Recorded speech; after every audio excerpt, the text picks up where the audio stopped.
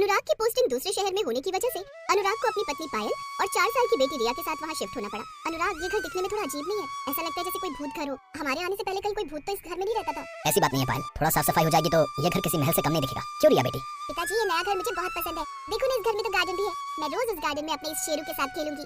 तभी रिया गार्डन में शेरू के साथ खेलने चली जाती है। अनुराग और पायल दोनों मिलकर घर का सामान सेट करने में लग जाते हैं। सुबह से रात हो जाती है। सभी थके हारे अपने अपने कमरे में जाकर सो जाते हैं। आधी रात का वक्त था, तभी पायल को किसी के रोने की आवाज सुनाई देती है, जिसकी वजह से उसकी नींद टूट जाती है। ये आवाज कैसी? इतनी रात में आखिर कौन रो रहा है? जाकर देखती हूँ। कौन है वहाँ? अरे यहाँ तो कोई नहीं है, फिर ये रोने की आवाज कहाँ से आ रही है? अरे ये आवाज तो हमारे घर के पीछे से आ रही है। पायल अपने कमरे की खिड़की से झांक कर देखती है। वहाँ एक पुराना घर होता है किसी का। रोने की आवाज वहीं से आ रही थी। ये रोने की आवाज तो उस घर से आ रही है, पर इतनी रात गई कोई औरत रोएगी क्यों?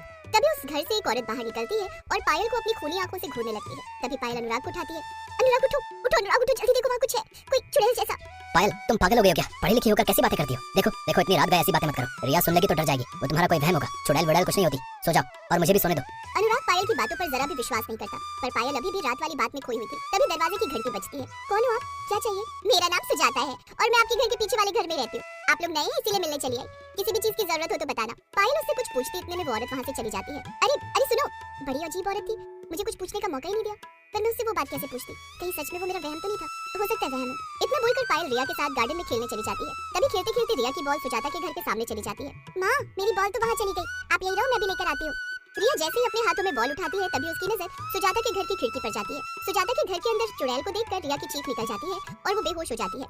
रिया, रिया उठो, आंखें खोलो। रिया मेरी बच्ची, क्या हुआ है तुम्हें? उठती क्यों नहीं? तभी वहाँ सुजाता भी आ जाती है। क्या हुआ इसे? ये चिल्लाई क्यों? ये बेहोश कैसे हो गई? रिया उठो, क्या हुआ तुम्हें? रुको, मैं पानी लाती हूँ। सुजाता रिया के मुंह पर पानी का छिड़काव करती है। तभी रिया होश में आ जाती है। पता नहीं इसने ऐसा क्या देख लिया जो ये चीखी। पर मेरी एक बात समझ में नहीं आई कि आपको मेरी बेटी का नाम कैसे पता चला, किसका नाम रिया है? वो उस दिन आपकी बेटी खेलते खेलते यहाँ आ गई थी, तभी मैंने इसका नाम इससे पूछा। वैसे भी अब हम पड़ोसी हैं, एक दूसरे के नाम तो जान ही गए। रिया बहुत डरी हुई है, मैं इसे घर लेकर जाती हूँ। रिया का ध्यान रखना और मेरी किसी मदद की जरूरत हो तो बताना। पायल रिया को घर ले आती है। रिया बेटी, मुझे बताओ कि क्या हुआ था? तुम चीखी क्यों थी? देखो, घबराने की कोई जरूरत नहीं है, मैं हूँ ना तुम्हारे साथ। बताओ अब। माँ, आंटी, ला के। मेरी बच्ची चुप हो जाओ, कुछ नहीं है वहाँ बेटा, नई जगह है ना, इसलिए तुम्हें थोड़ा डर लगा। चलो अब तुम सो जाओ। पायल रिया को सुला देती है। इतने में अनुराग भी ऑफिस से घर आ जाता है। अनुराग, वो उस रात मेरा कोई वहम नहीं था। रिया ने भी कुछ तो देखा वहाँ, जिसके कारण वो इतना डर गई। उसी डर की वजह से रिया जल्दी सो गई। मैंने पूछा तो कुछ ढंग से बता ही नहीं रही वो। फिर से वही बात। अरे मैंने कहा ना तुम लोगों से कि ये नई जगह है और नई जगह पर ऐसा हो जाता है। मैंने तुमसे पहले ही कहा था कि रिया के सामने ऐसा वैसा कुछ मत कहना, नहीं तो वो भी डर जाएगी। पर अनुराग, वो पड़ोस वाली औरत कुछ अजीब है, जैसे उसे हमारे बारे में पहले से ही सब पता हो। अगले दिन सुबह पायल अनुराग के लिए नाश्ता बना रही होती है। अरे चीनी तो बिल्कुल खत्म, अब मैं अनुराग के लिए चाय कैसे बनाऊंगी? हाँ, एक काम करती हूँ, क्यों ना मैं चीनी के बहाने पड़ोसन के घर जाऊँ, देखो तो सही आखिर माजरा क्या है। पायल हाथ में कटोरी लिए पहुंच जाती है सुजाता के घर। सुजाता के घर का दरवाजा बंद होता है। कोई है अंदर? कोई है? मैं आपकी पड़ोसन हूँ, कुछ काम था इसलिए आई हूँ। तभी सुजाता दरवाजा खोल देती है। क्या बात है, क्या चाहिए? वो चीनी खत्म हो गई थी, इसलिए सोचा आपसे थोड़ी ले लूं। अनुराग के लिए चाय बनानी है। अच्छा रुको, मैं लाती हूँ। सुजाता कटोरी में चीनी ले आती है। ये लो चीनी, और किसी चीज की जरूरत हो तो बताना। इतना बोलकर सुजाता अपने घर का दरवाजा अंदर से बंद कर लेती है। अरे अंदर आने के लिए भी नहीं कहा, कैसी पड़ोसन है ये? इतना बोलकर पायल अपने घर आकर अनुराग को चाय। शाम के वक्त रिया और पायल मिलकर गार्डन में पौधे लगा रहे होते हैं। तभी वहाँ सुजाता भी आ जाती है। बहुत ही सुंदर पौधे हैं। हाँ, रिया को और मुझे भी पौधे बहुत अच्छे लगते हैं, खासकर फूल वाले पौधे। माँ, मैं रोज इन पौधों को पानी दूंगी और इनका खूब ध्यान रखूंगी। तभी वहाँ शेरू आ जाता है और सुजाता को देखकर जोर जोर से भौंकने लगता है। इसे क्या हुआ? ये सुजाता को देखकर इतना भौंक क्यों रहा है? तभी सुजाता शेरू को अजीब तरह से घूरने लगती है। शेरू सुजाता की आंखें देख भौंकना बंद कर देता है। डर के मारे घर में भाग जाता है। कुत्ता है ना, उसका काम ही भौंकना है, आपको वो कुछ नहीं करेगा। अच्छा, एक बात पूछनी थी आपसे, हमें कितने दिन हो गए यहाँ आए हुए, पर अच्छे से कभी हमारी आपस में बात ही नहीं हुई। आप कब से आए? आपके साथ और कौन कौन है घर में? बस एक पति, वो भी कभी कभी आते हैं मुझसे मिलने, ज्यादातर वो बाहर ही रहते हैं। अच्छा मैं चलती हूँ, मुझे बहुत काम है। सुजाता फूलों के पौधों को घूरती हुई और अजीब से चेहरे पर मुस्कान लिए वहाँ से चली जाती है। पर उसके जाते ही सुजाता के लगाए सारे पौधे जल जाते हैं। अरे ये क्या?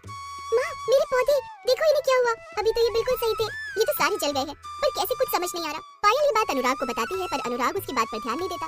तभी रिया वहाँ आती है और बोलती है, माँ मैं कितनी देर से शेरू को ढूंढ रही हूँ, पर वो मुझे कहीं नहीं दिख रहा, उसकी आवाज तक नहीं सुनाई दे रही। रिया शेरू को ढूंढते ढूंढते सुजाता के घर तक पहुँच जाती है, पर वहाँ का नजारा देख रिया सहम जाती है। सुजाता साधारण औरत से चुड़ैल में बदली हुई थी और वो फर्श पर बैठी हुई रिया के शेरू को नोच नोच कर खा रही होती है। रिया तुरंत भागती हुई माँ के पास जाती है। माँ, वो शेरू, वो चुड़ैल, उसने मेरे शेरू को मार दिया और उसे खा गई। ये तो क्या बोल रही हो रिया? चुड़ैल को देखा तुमने? कहाँ है चुड़ैल, मुझे बताओ। रिया सुजाता के घर की ओर इशारा करती है। पायल वहाँ जाकर देखती है तो वहाँ उसे कोई चुड़ैल दिखाई नहीं देती। क्या हुआ पायल बहन, किसी को ढूंढ रही हो? वो कुछ नहीं, मैं बस ऐसे ही चली आई। सुजाता, अब मैं यहाँ आई गई हूँ तो क्या मुझे तुम अपने घर में नहीं बुलाओगी? हाँ क्यों नहीं, आओ ना अंदर, ये देखो ये मेरा घर है, थोड़ा पुराना है। पायल अंदर से सुजाता का घर चारों ओर से देखने लगती है। तुम्हारे घर से कुछ अजीब सी गंध आ रही है, किसकी गंध है ये? वो घर के पीछे बहुत कूड़ा इकट्ठा हो गया, शायद उसी की होगी। अच्छा मैं चलती हूँ। और हाँ, अगर तुम्हें हमारा शेरू कहीं दिखाई दे तो बताना, काफी देर से नहीं मिल रहा। इतना बोलकर पायल वहाँ से चली जाती है। रिया की चुड़ैल वाली बात सुनकर पायल पहले से और ज्यादा परेशान हो जाती है। पायल, ये पानी कैसे बंद हो गया? ऊपर साबुन लगे होने की वजह से कुछ भी दिखाई नहीं दे रहा है मुझे। पायल, क्या तुम्हें मेरी आवाज सुनाई दे रही है? तभी वहाँ चुड़ैल आ खड़ी होती है। पानी चला गया, कोई बात नहीं, मैं हूँ ना, मैं तुम्हें पानी, इतना पानी दूंगी कि पूरा डुबा ही दूंगी। चुड़ैल अनुराग की गर्दन पकड़कर बाल्टी के भरे पानी में डुबाने लगती है। पानी की वजह से अनुराग के चेहरे से थोड़ा साबुन हटता है और वो अपने पास एक चुड़ैल को देखकर चिल्लाता है, अनुराग क्या हुआ, तुम चिल्लाए क्यों? वो वहाँ, यहाँ कोई था भी। तभी पानी आ जाता है और अनुराग नहा धोकर ऑफिस के लिए निकल जाता है। तभी वहाँ सुजाता आ जाती है। 2 दिन से हम लोग मिले नहीं थे, इसलिए सोचा कि मिलने चली आऊँ आपसे। आप बिल्कुल सही समय पर आई हो। मुझे ना घर का कुछ सामान लाना है, क्या आप कुछ देर के लिए रिया का ध्यान रख सकती हो? मैं जल्दी आ जाऊंगी बाजार से। पायल रिया को सुजाता के पास छोड़कर बाजार जाती है, पर कुछ दूर चलते ही उसे याद आता है कि वो सामान का थैला घर पर ही भूल आई है, जिसमें उसे सामान लाना था। पर घर वापस जाते ही वो जो देखती है उसे देखकर हैरान रह जाती है, क्योंकि रिया सुजाता के साथ नहीं, एक चुड़ैल के साथ थी। रिया, मेरी बेटी, देखो मेरी बच्ची ने तुम्हारा क्या बिगाड़ा है जो तुम उसके साथ ऐसा कर रही हो? मैंने भी किसी का क्या बिगाड़ा था जो मुझे ऐसी सजा मिली? मैं तुम्हारा मतलब नहीं समझी। तुम्हारे प्यार से हमारा क्या मतलब? मतलब क्यों नहीं है? तुमने मेरे पति को अपना पति बना लिया।